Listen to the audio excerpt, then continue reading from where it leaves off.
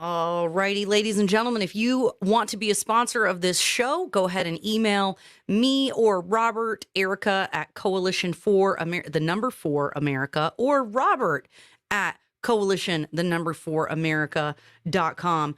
And we can talk about being a sponsor. You get an advertisement. It's very fancy. And so before we get into our lightning round, make sure to like, share, and subscribe to the channel wherever you're watching. Give us a 5-star review. Give us a thumbs up. And make sure to leave a comment to help the algorithm, because big tech does not want other people to hear this message. So we need your support and we need your help. Well, this whole lightning round, Erica, I know that Lord Benjamin, your husband, producer of the show, is not afraid of you, but I am afraid right now of where this is going to go and what's going to happen. I love it. Just one other thing I want, from the last segment that I talked about sending money to you. Yeah. And I think, other people have talked about, if you really trust government, put $500 cash in the mail and mail it to yourself. That's a real test of faith.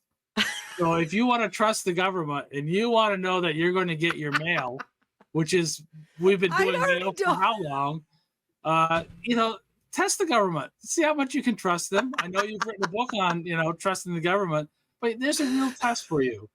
I love it. It sometimes, it's kind of interesting that if you actually sent it and you mailed it in Washington, D.C., if you mailed $500, you'd end up getting $10 back, because the government would take their share of it before it even got back to you. So, trust the government, We'll see how that works for you. I love it. I love it. Yes. Give us all the details after they've robbed you of everything. And I just want to make, while I think of it, and I know going off on a tangent, all of those things, I want to talk a little about taxes. So as Republicans, we always run, we talk about, we need to lower taxes, we need to do that. Well, when you've got a majority of the people in this country making money off the government, reducing taxes is not a good campaign plan.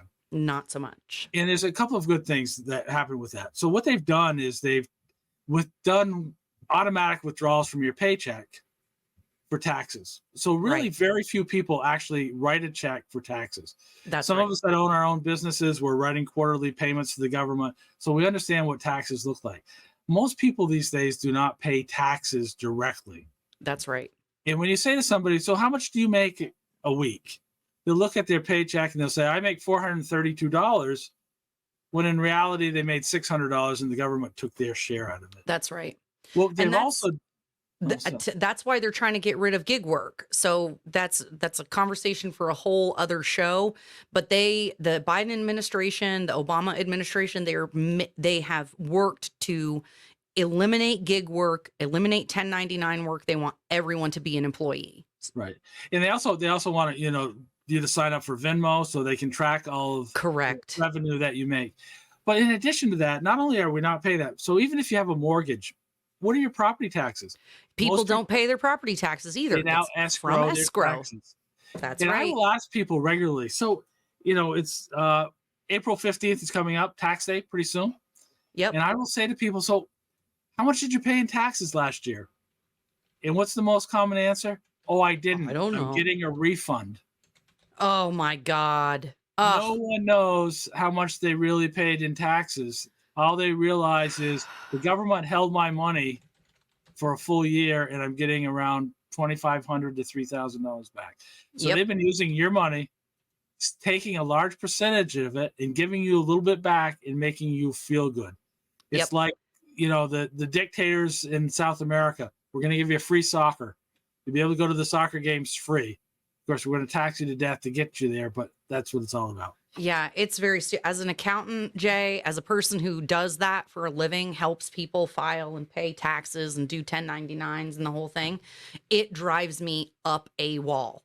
It absolutely drives me up a wall. There is so much in place now to, what's the word I'm looking for? Like, make it so people don't understand finances, don't understand their checkbook, don't understand money.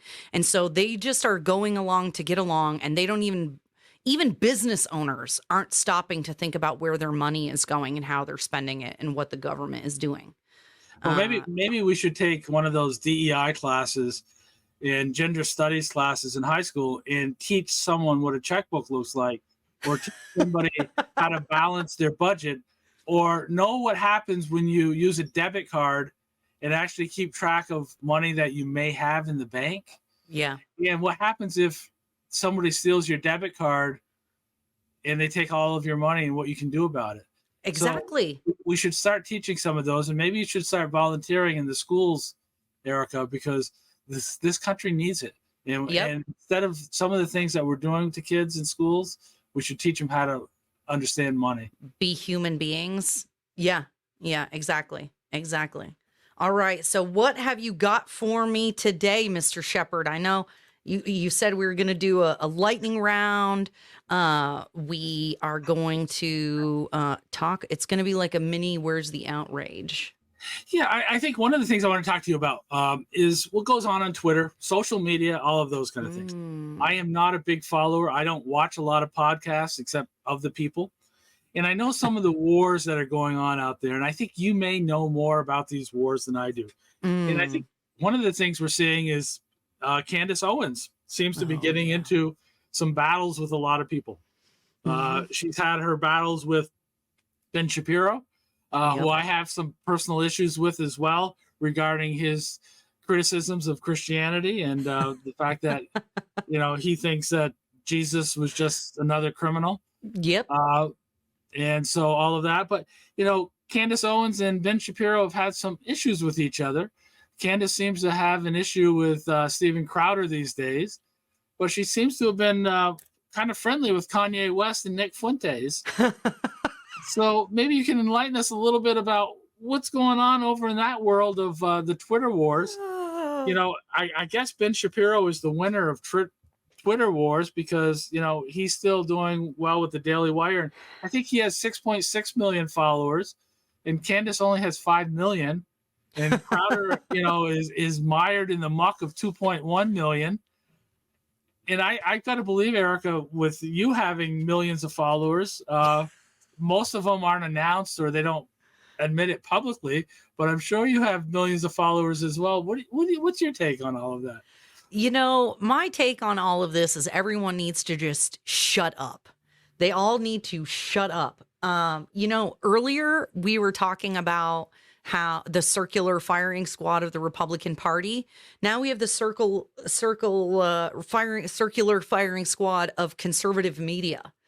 And you guys, there are not enough of us for y'all to be messing it up for everybody else. You're running around talking smack about each other, cussing people out, acting like babies, gossiping. You're supposed to be the alternative to the crazy leftists. And now you guys are all running around out there with your feelings out. And nobody cares. I don't care. I don't care about your feelings. I don't care what you have to say. Just shut up and bring me the news. What is that? Shut up and dribble. That's the thing that was offensive that you weren't allowed to say before. No, shut up and dribble was directly to LeBron James and his ties to China and all of that. It's Barbara Streisand, shut up and sing. It goes the same thing with LeBron James, shut up and dribble. Yeah, and the same with the shut up and talk about the news. Well, but there's a big price. There's a big part of that that's really important to talk about. There is no news today. What it is if you look at like the Daily Wire, what are they? They are a national entertainment conglomerate. Nowhere does it say the news in what they bring to you. They are an entertainment source. And the problem is not so much with these entertainers, the Steve Bannons of the world and some, Tucker Carlson and all these people. It's not about news. It's about entertainment. And the problem is those who follow these folks think they're getting news when all they're doing is being used for entertainment value. And there's nothing wrong with that, except the fact that it's about entertainment. Yeah. And so when you subscribe and you like some of the things these people say, don't accept it as news, accept it as entertainment. And speaking of that, if you like this show or you want to share it, subscribe. You know, Also, I give us really, your money so that we can also be like Daily Wire. that's right. And when I hear Steven Crowder, was offered a $50 million contract, and what was his comment about that? I'm not going to work for slave wages for $50 million. Well, I mean, his soon to be ex-wife is getting $25,000 a month in child support. So that boy needs to make some money. $300,000 a year goes to his ex-wife. So that's right. Well, on the top it's going to be whatever he more than makes. that. But the fact remains, is Steven Crowder providing us anything that has $50 million in value? I have to say no. I have to say most of these people, we hear it all the time. The rich get richer, and we hear Bernie Sanders talking all the time about, the rich keep getting richer and these billionaires and all of that. Yep. What was the Millionaires number and that just came out with billionaires. Forbes today? 239 new billionaires on their Forbes list, I gotta including look that people up. like Taylor Swift and some other people. 239 new billionaires, and a lot of them are social media. A lot of them are content providers like that. Okay. So, for us Fascinating. to sit and listen to these entertainers talk smack about people making big bucks outside of their world, while internally they're bragging and they're all excited about it, let's keep things in perspective. And the sad part of it is, the NBCs of the world, the ABC, CBS, Fox News, they're not news. Okay, folks, they're entertainment networks. Well, and that's the thing, Jay, is it's like I shouldn't have to go watch a comedian's podcast to try to get better information than I can get from the outlets that are supposed to be actual news. Like, at least Louder with Crowder provides all of their backup. They provide all of their sources so you can go look it up yourself. And so you can verify whether or not they're talking smack. Have you ever seen Rachel Maddow do that? Have you ever seen Joy Reid do that? Why do I have to go to a comedian to try to get better news than the news? That's sad.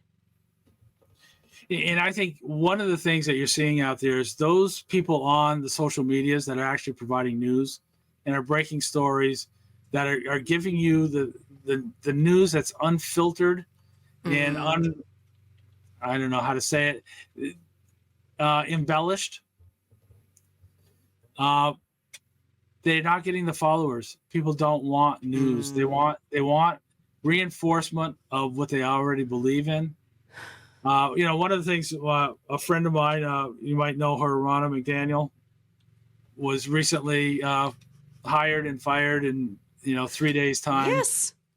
And it was one of those situations where they realized that she might provide news that they didn't care to hear about, that was different. And basically the employees of NBC decided what America gets to listen to and what they don't, rather than management, number one.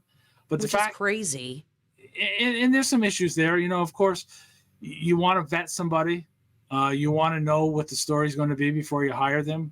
I think a lot of employers in this country have hired people and felt within a day or two that they made a mistake, that some people interview better than they perform.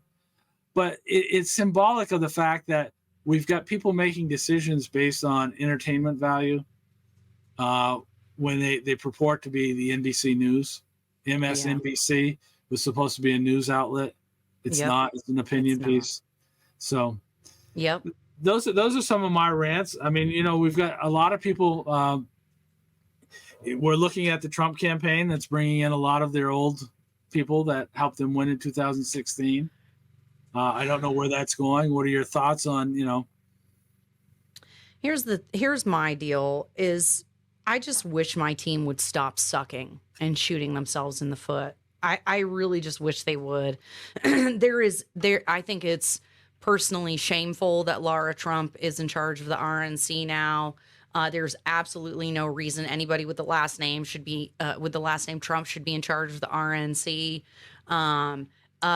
Let's keep in mind that Donald Trump actually not only did not drain the swamp, but he elevated many swamp members. So he can now sit there and talk smack about Ronna McDaniel, but he got her the position. just like he elevated Fauci, who then helped lock everybody down and force them to take vaccines. Like, you know, I just, as